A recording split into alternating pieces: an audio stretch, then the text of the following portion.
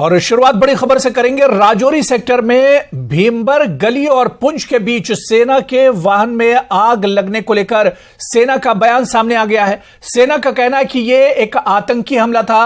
उग्रवादियों ने क्षेत्र में भारी बारिश और कम विजिबिलिटी का फायदा उठाया। आतंकवादियों द्वारा हथगोले के इस्तेमाल के कारण वाहन में आग लग गई। क्षेत्र में आतंकवाद विरोधी अभियानों के लिए तैनात राष्ट्रीय राइफल्स इकाई के 5 कर्मियों ने दुर्भाग्य से इस घटना में अपनी जान गंवा दी। जवानों की जो मृत्यु हुई है वो बड़ा अफसोसजनक है। मैं उनके परिवारों को श्रद्धांजलि देना चाहता हूं, लेकिन मैं साफ तौर पे कहना चाहता हूं कि एसओपीज को वायलेट किया गया। मैंने भीमबर गली से काफ़ी वाकफियत रखता हूं, उस इलाके में मैं बड़ी उड़ान की है। ये एक फेवरेट पाकिस्तान का इन्फिल्ट्रेशन रूट है और पाकिस्तान सक्सेसफुल हो गया है। 23 और 24 मई को श्रीनगर में G20 का टूरिज्म मीट होनी है।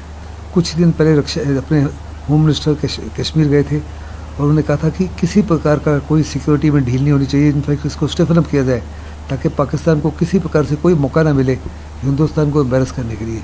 इस समय इस माफ़ी के हमले हो सकते हैं और पाकिस्तान की पूरी कोशिश होगी कि इंटरनेशनल हेडलाइंस को हिट करे, ये दर्शाने के लिए कि वहाँ पे एक किस्म से शांति जो है उस माफ़ी की बहाल नहीं हुई जैसे हिंदुस्तान क्लेम कर रहा है। और दूसरा, ये एरिया डिस्प्यूटेड है और पाकिस्तान हर प्रकार से हमको नुकसान पहुँचाने की कोशिश कर रहा है।